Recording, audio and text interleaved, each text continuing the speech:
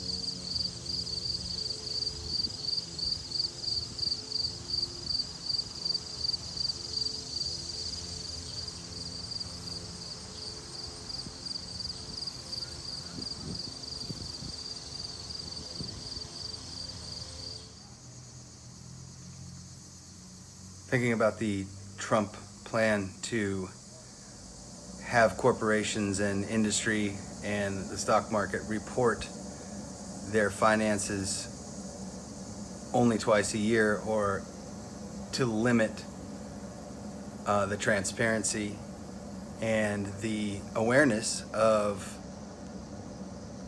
the greater population into the business dealings and progress, and the evidence of the working of these systems from the lower classes, from the general public, from the people of the United States, that we may not know what the plans or what the implications of that information and those statistics and those revealings to participate, either through dissatisfaction and objection, or through our own personal ability to make informed decisions in our own investments and our own participation in the market.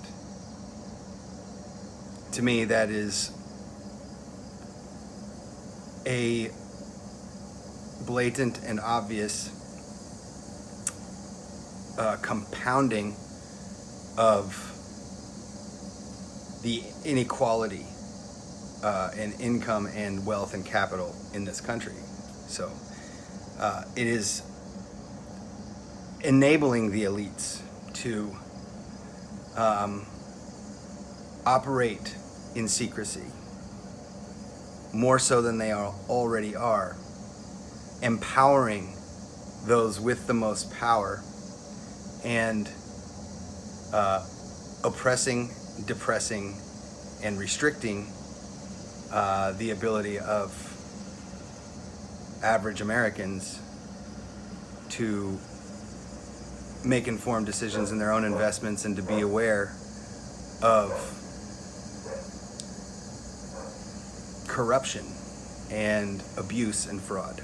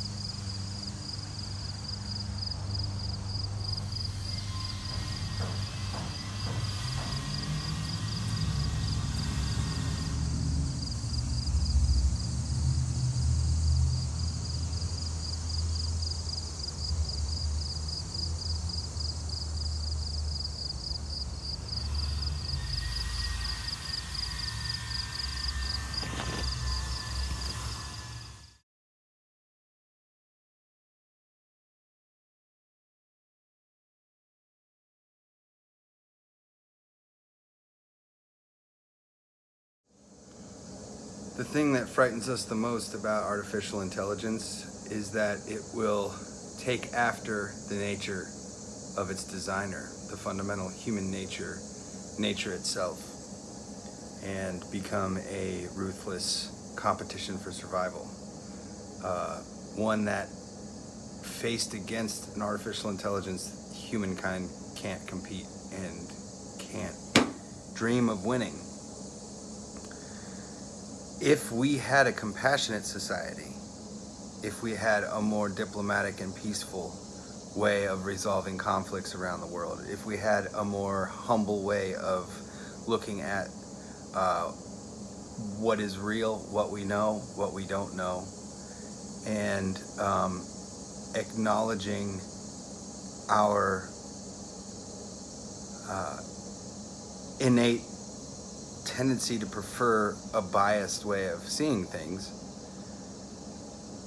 but we were able to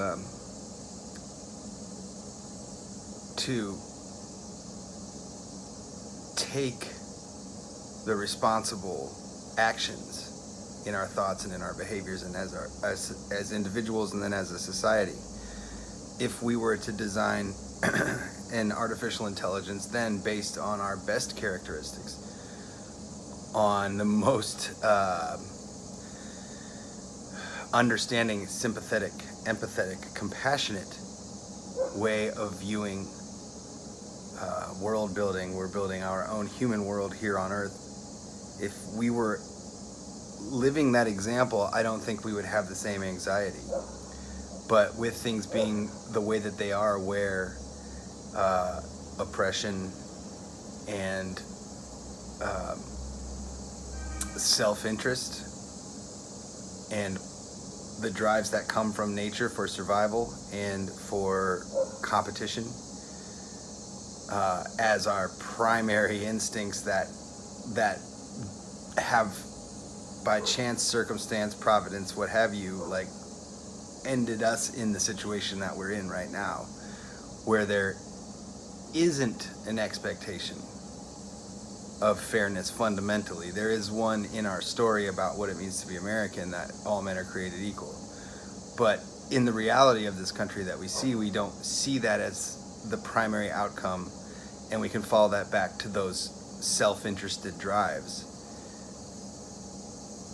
We're afraid that we're going to end up teaching the artificial intelligence to follow the same model that our civilization, our societies, on the whole, will end up following the same pattern.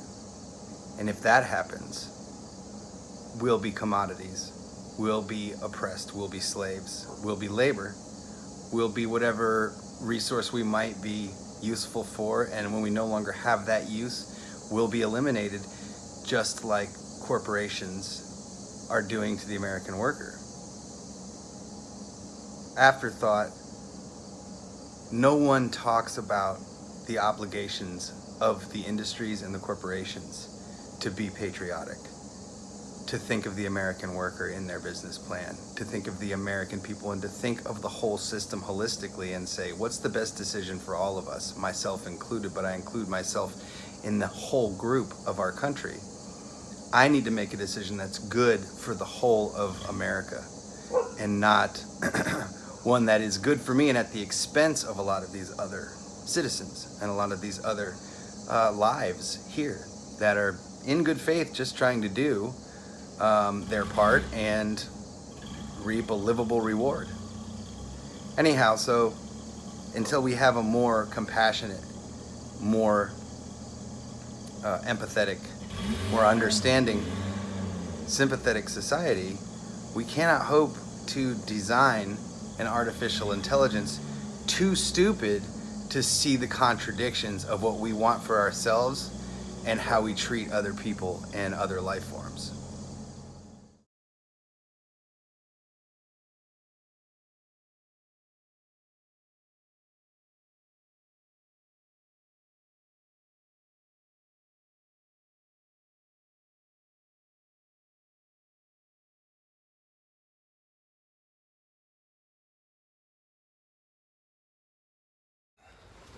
Hey. Now that's what I call multitasking.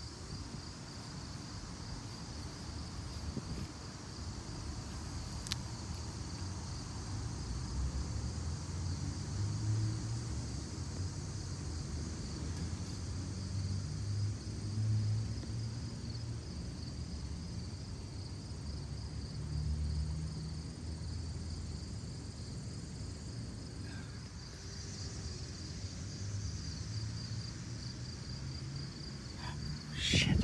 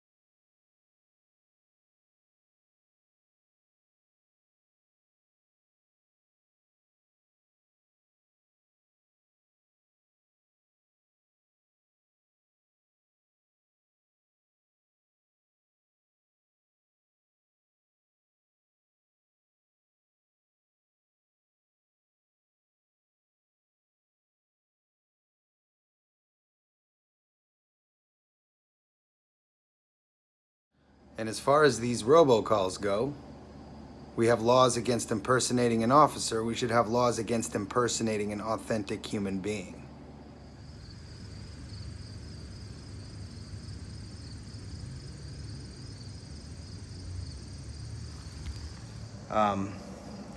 The third thought is the ghetto soldier, drug dealing, crack dealer, as a capitalist hero, as an American hero.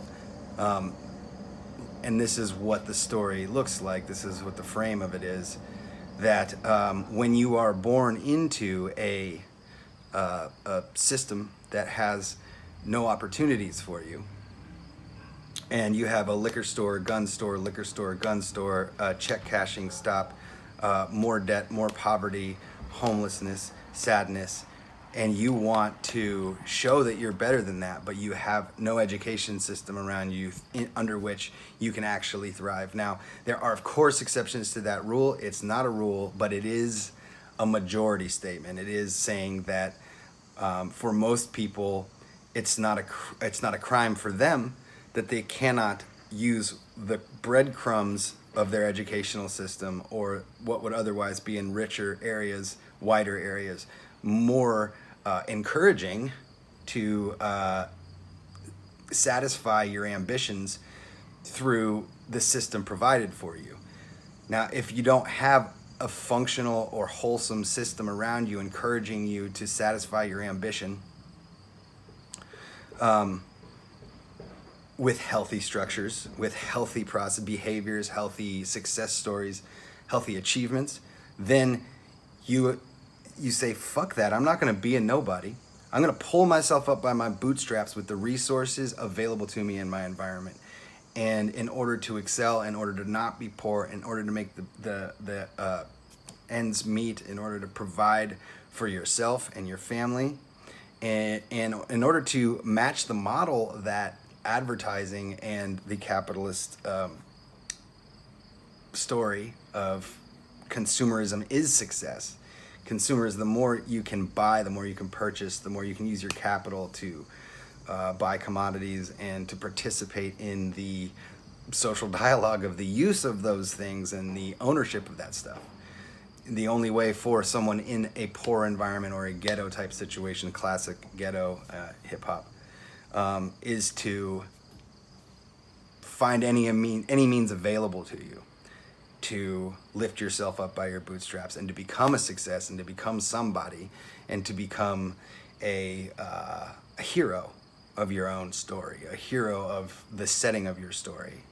And that is what is celebrated by conservatives, by, I think, early liberals in American society like Walt Whitman, is that desire, that drive to just pull yourself up and make something out of yourself by any means available. Now, on the flip side of that, administrations like Trump blanket and spray Agent Orange over the conversation about these things. And Trump says, I support the police forces, but the DOJ, the Department of Justice, the FBI, the CIA, they and the EPA and all of these government that regulate industry and business and billionaires, that regulate the billionaire class, that regulate industry, et cetera, pollution, and try to keep our common assets clean from the drives that these corporations and industries have to take all the resources, liquidate that into capital, and to leave the wreckage and the poisonous aftermath behind for the common people to just deal with,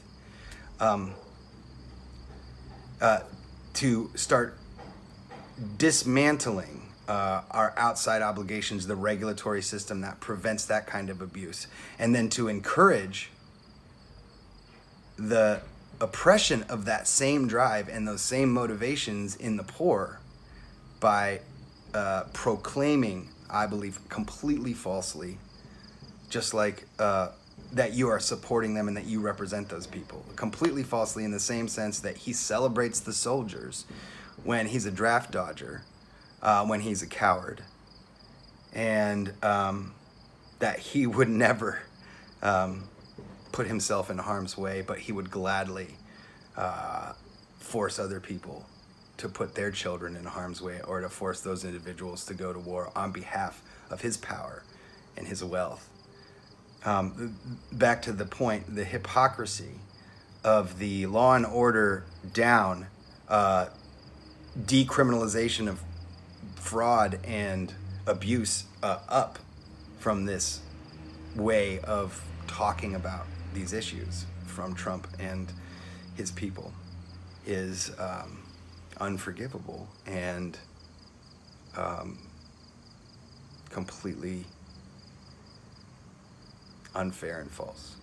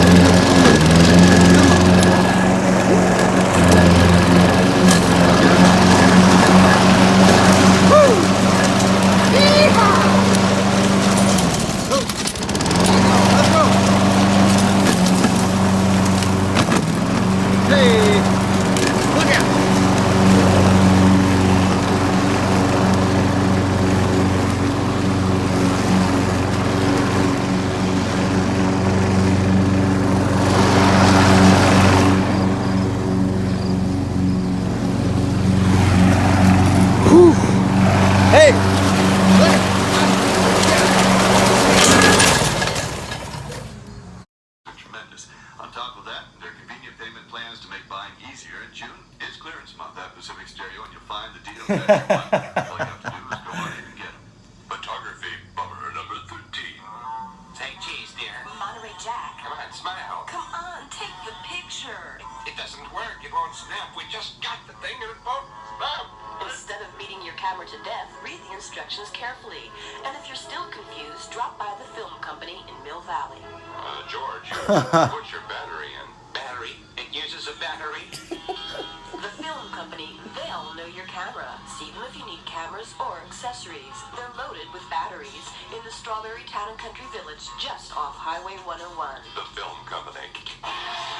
Wow. My other thought was in regards to the scandal with the priests in the Catholic Church. A little anecdote, I was raised Catholic, and I remember I was probably about 8 years old the first time that I thought to myself, wait a minute, am I attracted to that boy? And I panicked because the only option psychically for a member of that thought structure, the Catholic ideology, is that you are bound for eternal suffering if that happens to be part of your identity. And so that panic, that fear, not to mention the not just the abstract idea of hell, but the social judgment and ostracization, the outcast aspect, the not my son kind of an idea, sinks in and motivates you to reject the possibility you are no longer allowed to ask that question, am I gay? Instead of asking that question, I'll speak from the first person again, I said, what is my strategy if it turns out I am? Because I want to be on the inside looking out on this issue, and I want to be a participating member of my culture in my group. I don't want to go through all the pain of realizing that. That story is a segue from the story. It's a way of explaining where if that's true about me and I'm human, it is true about other humans. If that's true about me and I'm Catholic, it's true about other Catholics, or it's fair to speculate that that's the case. So if you take that way of thinking about homosexuality, the queer identity, and you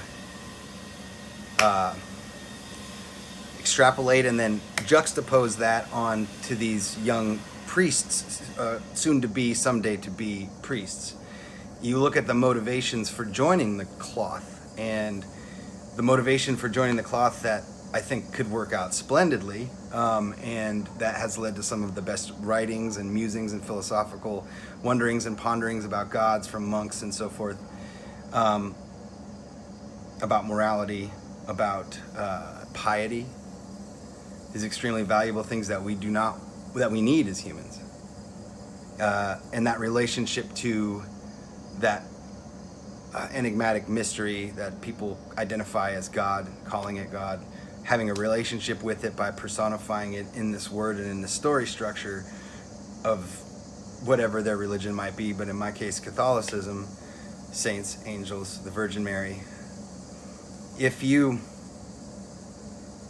that's not the motivation, if that relationship to God is not your motivation to join, but instead it is to run from an aspect of your identity that you wish you could wish away, and if you can't wish away because you can't wish away, because these are fundamental drives and needs that we have as human beings, they are stitched into us permanently.